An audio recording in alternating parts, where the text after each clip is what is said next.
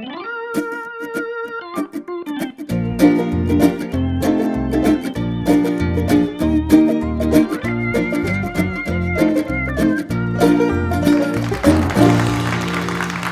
everybody, and welcome to Live from the Loop. I'm your host, Charlie Worsham.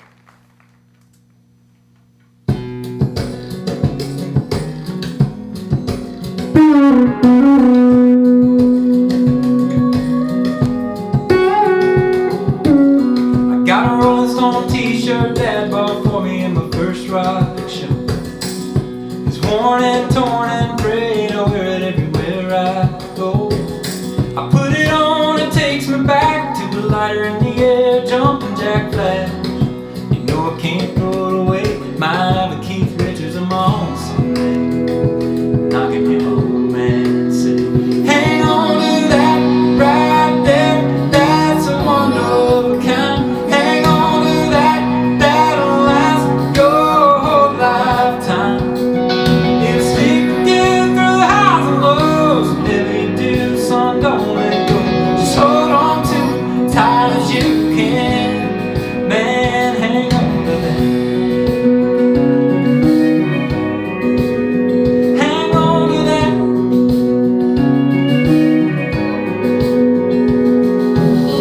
There she was at the Pac-Man table, Mickey's on the east side. I sat down and we talked our way all the way to 85. About last call, she got up to leave, wrote down a number on a bar receipt, said call me sometime, boy. I could hear my old man's voice. Hang on to that right there, that's a wonder of a kind. Hang on to that, that'll last your whole lifetime. It'll stick with you through the highs and lows, whatever you do, son, don't let go. Just hold on to it tight as you can, man, hang on to that. Hang on to that. Hang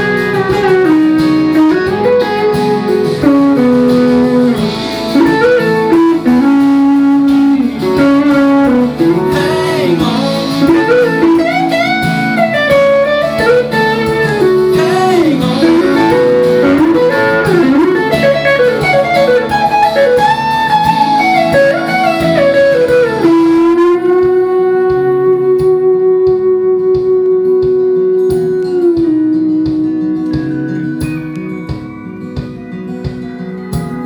She stole that Rolling Stone t-shirt, but I ain't blue.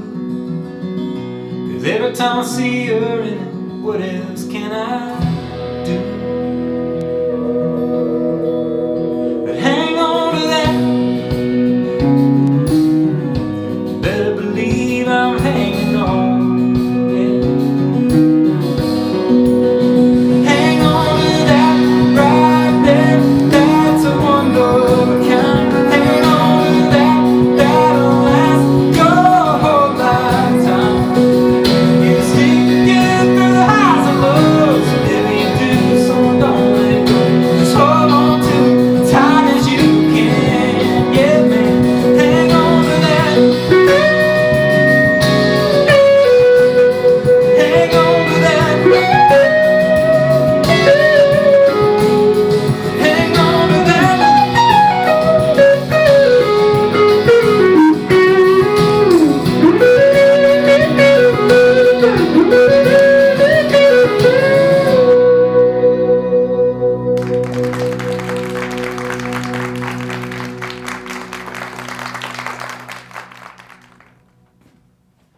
Hello everybody! Welcome back to Live from the Loop. I'm your host Charlie Worsham, and I'm so glad that you tuned in to join me tonight. That first song is a song called Hang On to That. I wrote it with Jeffrey Steele and tonight's special guest Adam James. We'll get to Adam in a minute, but right now it's time for the Pick of the Week. Pick of the Week! This week's Pick of the Week is Drake White's Wednesday Night Therapy. Drake broadcasts live at 7 p.m. Central from his barn in Whites Creek, Tennessee. He's always got a killer band with him, and the show is one part concert, one part sermon, one part get up and dance, which makes for a triple dose of feel good. Y'all check out Wednesday Night Therapy on Drake's YouTube, Facebook, and Instagram channels. I love Drake so much. We've spent a little time out there touring on the road together, and not only is he one of my favorite singers, an energetic singer at that, but Drake has an infectious optimism about life, and I love that guy's heart. And I don't know about you, but these days I could use a little Wednesday Night Therapy. So y'all check it out. That's the pick of the week. Y'all be sure to check out my buddy Drake on Wednesday nights for his Wednesday Night Therapy at 7 p.m. Central. You can catch him on Instagram, YouTube, and Facebook. And while you're at it, give his new EP, Stars, a spin. My favorite song on there is one called Eat, Drink, and Dream. Well, what do you say we bring on tonight's special guest? Tonight we have Adam James in the house. Adam's one of my favorite people in the world. I love writing songs with this guy. Started writing songs with him a few years back. And what I love about Adam is he's kind of a modern day Roger Miller, in that we'll write a real serious song one day, and then the next day we're writing something called Don't Knock It Till You Fry It. In addition to being a great songwriter who's just about to explode, he just had a song cut by Kenny Chesney and a couple songs cut by Zach Brown. He also has a fun side hustle called Etsy Ross, where he'll trick out your boombox, and when you see him on Instagram, you might see him in his alter ego, Fort Worth Ferguson. We'll talk about all that and more. What do you say? Let's bring on our special guest. Let's hear it for Adam James. Ladies and gentlemen, please welcome the one and only it's Adam James, I believe. There he is. What's up, man? So I want to ask you a couple of questions, man, in rapid succession to drive home a point I've been thinking on here. How many years have you been in Nashville? 10. 10 years. And up until the new year, 2020, give me a rough number of cuts that you'd say you had as a songwriter. Man, like major label cuts? Yeah, big major label cuts. Probably just one or two. All right. 10 years, one but or only two one release. Okay, so 10 years and one major label released song that you were a writer on. Quarantine hits us a couple months ago. Since then, a song that you wrote is featured on the latest Kenny Chesney record that broke Drake's Billboard record. Yeah. And you've written a couple songs. Everyone saw that. Yeah. You've written a couple songs with Zach Brown, one of which is already released into the world. The question I have for you, are you ever going to leave quarantine given this string of luck that you've had? No way, man. I'm locked down until the luck changes, you know. It's been crazy. My wife's ready to leave, and I'm trying to stay just for. I'm not superstitious, you know. I'm just a little stitious. So. Yeah. Well, tell me though. In all seriousness, though, congratulations. I mean, it's been a long time coming for you. I know it's success in the music business is sort of like an iceberg. Sometimes most of it people just never see the struggle and all of that. What's it like being a lot of boats crash into it? Yeah. Yep. What's it like, man? How are you feeling these days? What would you go back and tell yourself 10 years ago? I would go back and first of all say that I'm proud of you for leaving the middle of nowhere where you're from on a whim and not. I didn't know anyone when I came here, so it was. I mean, that's a shot in the dark of all shots in the dark. So I would say that I'm proud of you for doing that, but also just don't continue to be thoughtful and perseverant, because at the end of the day, I feel like that's all you can be, regardless of, you know, how successful you are or not, because it's never going to happen if you give up. That's just the number one rule of thumb. So the more you don't give up, the more likely it is to happen. So just by happenstance too, it's like the more you do it, the better you get too. So it's like these two arcs that are kind of colliding, and I feel like that's 10 years for so many people, you know. How many songs you say you think you've written in the last 10 years roughly? I don't even know. It's got to be close to 1,000. If it's not, you know, it might be less. It might be like 7 or 8, but I don't know. But that's hundreds of songs. That's every weekday. That's the 10,000 hour rule, no doubt. Yeah. You didn't come into country in your 20s or something. This is something you truly grew up with, and idolized people, and who are some of those country heroes for you? Both maybe folks that everybody knows as a household name, but I'm sure some of your heroes, like we have a love for Dennis Lindy, who's Yeah. a songwriter most people don't know, even though they know a lot of his songs. What are those top heroes for you?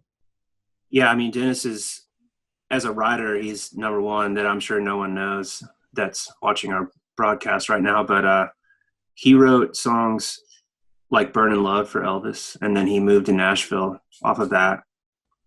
Ended up just camping out at his house. Apparently he didn't go anywhere.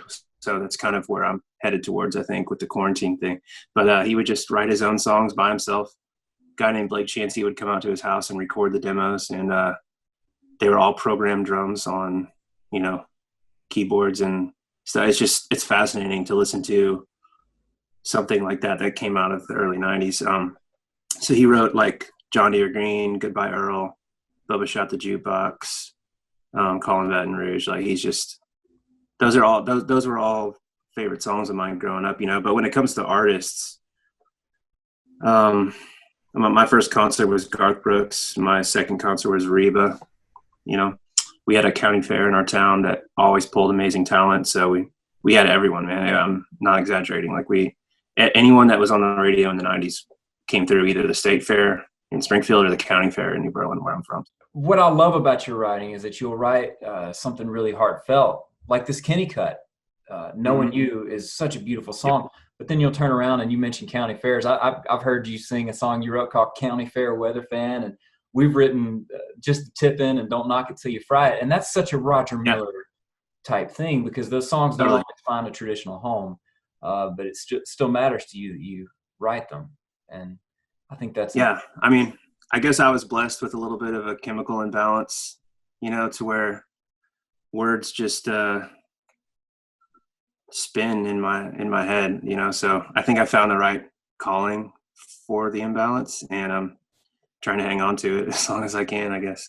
Hang on to that, man. Hang on to that. Hang on to that. Dierks Bentley has Big Rhythm Doug Douglason. Garth Brooks has Chris Gaines. What does Fort Worth Ferguson have to say about all this success that you're having here? Funny you say that, because Fort Worth Ferguson commented when I posted the picture of Kenny's song being released on my Instagram. A bunch of people are saying, "Man, congrats, that's awesome. I'm so proud of you." And then Fort Worth chimes in all caps, as he would. That's the only language he knows. I was the first one to record your songs. Never forget it. Any release on the horizon for either you or Fort Worth? I would welcome a record from either. We've been scheming.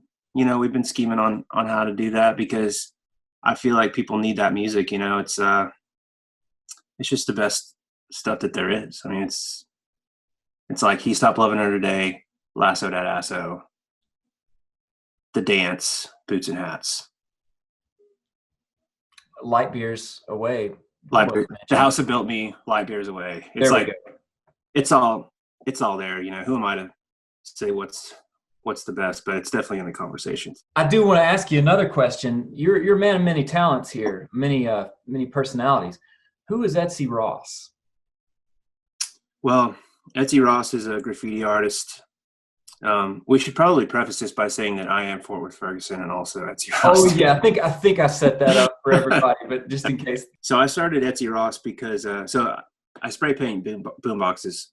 I'll find them on eBay and I'll slick them up and give them to my friends or people that record songs. Like I made one for Kenny.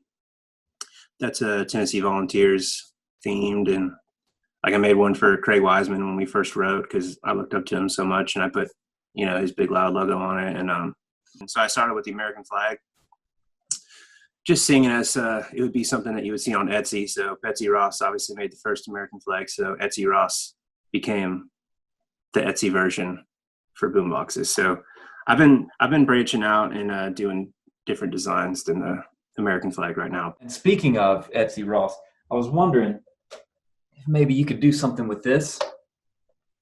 I can. All right, I'll be calling you. That's awesome. Well, I do really look forward to hearing you sing this beautiful song, Adam. Knowing You is one of my favorites on this, all really, really chock full of great songs already, but it stands out on this new Kenny record. But before I let you go, I really want to hear the story of getting a personal phone call and text from the man himself. Yeah, that was crazy. Because Kenny was one of those artists that, like I said, I grew up with, and some of his biggest songs, like "There Goes My Life" and "Don't Blink" and "The Good Stuff," and I just felt like those were some of the best country songs that I'd ever heard, and I still feel that way. And so, to have a song with a guy like that, who was honestly a big reason why I even wanted to move to Nashville in the first place, because when you hear those songs, you're so inspired, and that's where the bar is. So to get a song with him was just amazing. So the week of the release, I get a text from him, and it just said, as my record comes out this week, I just had to thank you guys because I think the song's amazing. I think it's beautiful. Like, thank you so much for trusting me with it. And so that was great. That was awesome because I don't know a lot of artists that do that these days. And then 3 days later, I'm taking a little cat nap on the couch for about 30 minutes, and I wake up, and it's just like when you just fall asleep long enough to be groggy, when you wake up is pretty much what I had going on. And I wake up and I look at my phone, and I have like a couple texts, and then scroll down, it says Kenny Chesney. Cause I saved the number when he texts me. So it says, "Kenny Chesney, hey Adam, call me when you can." And I was like, okay. So like wake up, and I'm like, wake up, get ready. So I called him, and went to voicemail, called him again, went to voicemail, and he called me right back, and he goes, "Adam." And I was like, "Yes, Lord."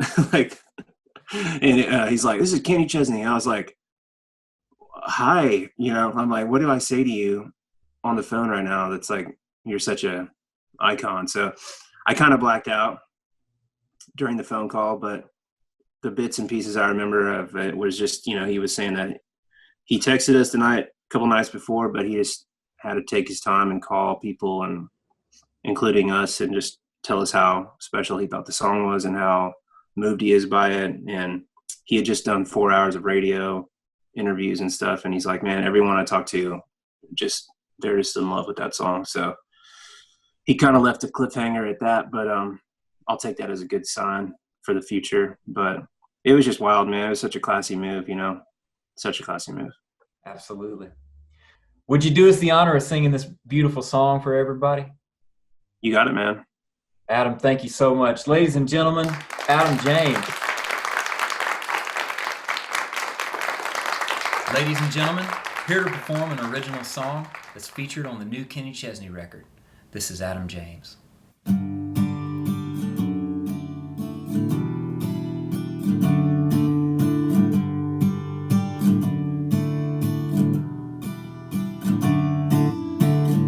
Knowing you probably got your toes in the sand at a bar on a beach in the sun somewhere.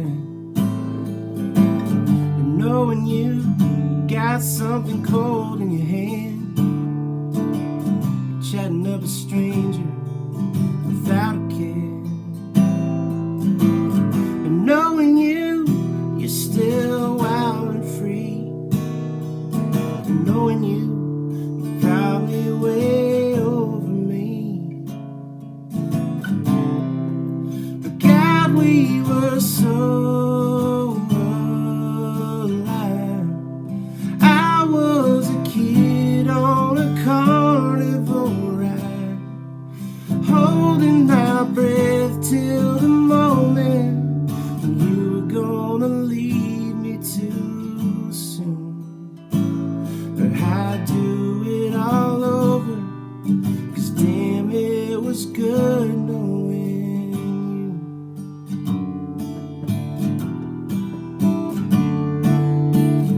Knowing you was a free fall from 100,000 feet. You don't even care where you land.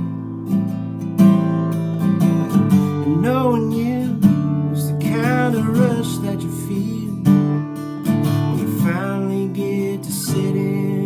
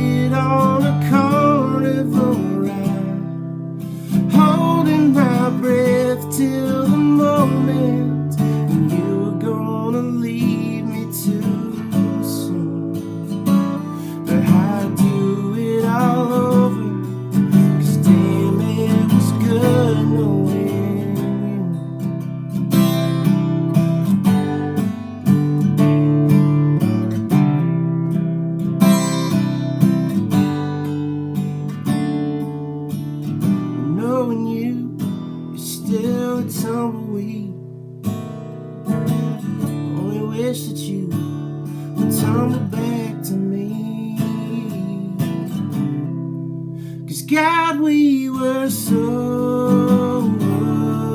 alive.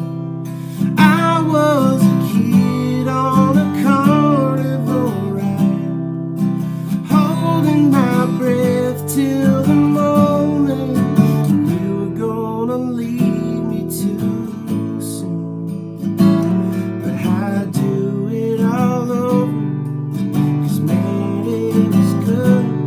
I'd do it all over, 'cause it was good knowing you. Thank you.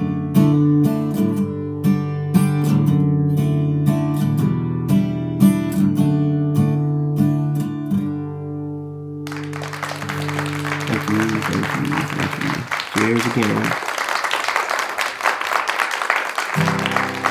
Holding my breath till the moment that you're gonna leave me too soon. But I'd do it all over, 'cause damn, it was good knowing you. Gosh, I love that song. And I love to hear you sing it, Adam. And I love to hear Kenny Chesney sing it too. Thank you so much for being our special guest tonight, and congrats on all that well-deserved success. Let's hear it, y'all, for Adam James.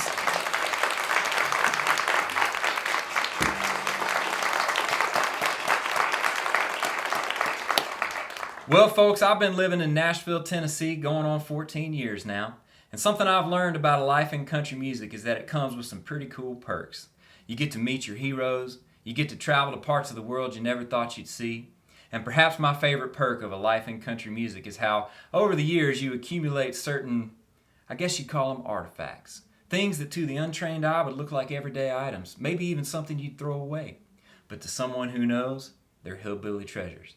And that brings us to tonight's brand new segment, Hillbilly Treasures.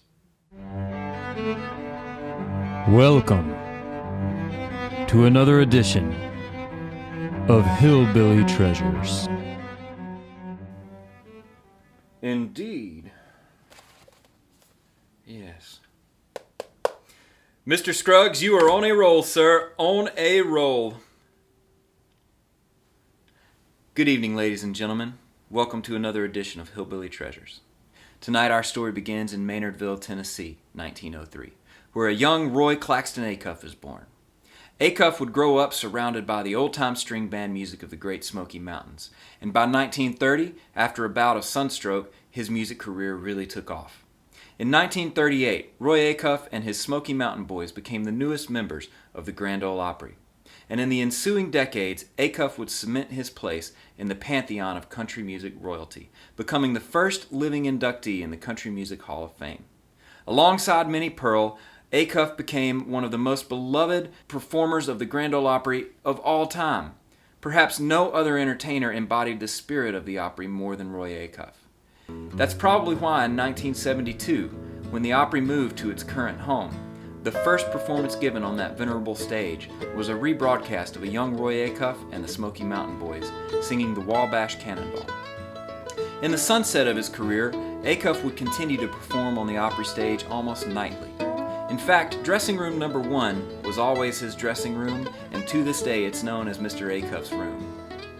And tonight, I present to you a personal artifact of Roy Acuff's, the king of country music, that Country Music Hall of Famer, that fiddlin' singing entertainer, the Wabash Cannonball himself.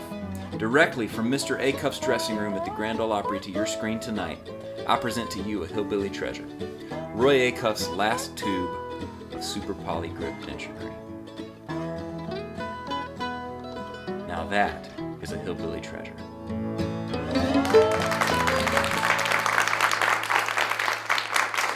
Isn't that a cool little piece of country music history right there? That very special tube of Super Poly Grip is a gift from my dear friend Peter Cooper. And the best thing about it is, it still works. Minty fresh. Well, it's getting close to the end of the show, but we've got time for one more number. What do you say I sing a song that I co-wrote with our special guest, Adam James, and our friend Jason Lenning? This is Don't Quit Your Daydream.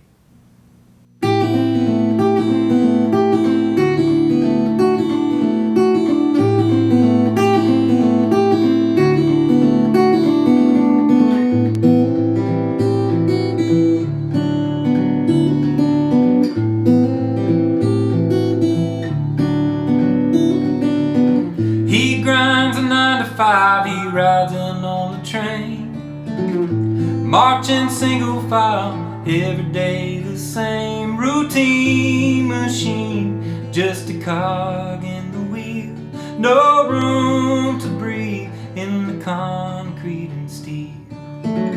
He's just a number, just a name on the desk. He keeps a sense of wonder like a flame in his chest.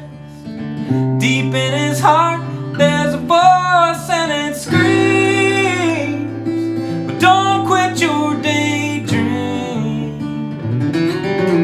Ooh, don't quit your daydream.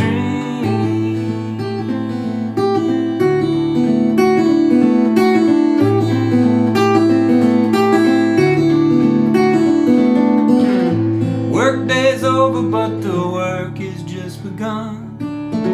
He races home to beat the setting of the sun. He knows he's close, just a couple more spare parts. He sees it all through the sweat and the sparks. He comes alive and he leaps up from the desk. The missing piece reveals the magic in the mess. He flips the switch and the engine sings, don't quit your daydream. Ooh, don't quit your daydream.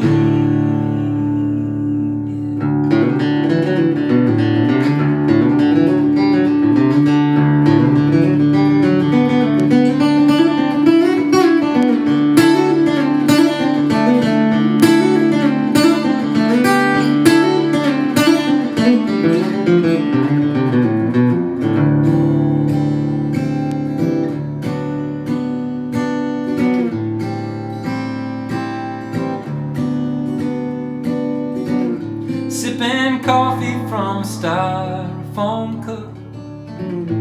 Wheels are rolling and the sun's coming up. He's 9 short miles from the edge of the map. Can't help but smile knowing he ain't going back. He kills the engine by a creek in the pines. He bets a hook and he throws out a line. And all his worries, they just float on down the stream. Don't quit your daydream.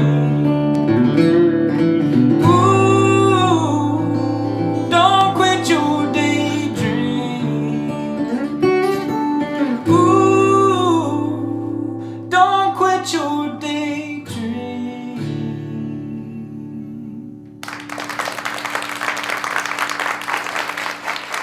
Thanks so much, y'all. Well, that just about does it for the show tonight. Once again, I want to thank Adam James for being our special guest, and I want to thank each and every one of you for tuning in. You don't want to miss next Monday's show. We've got a very special Memorial Day edition of Live from the Lou prepared for you, and my special guest is a Vietnam veteran and none other than my father-in-law, Tom Korzanowski. So I'll see y'all Monday. Stay safe. Good night.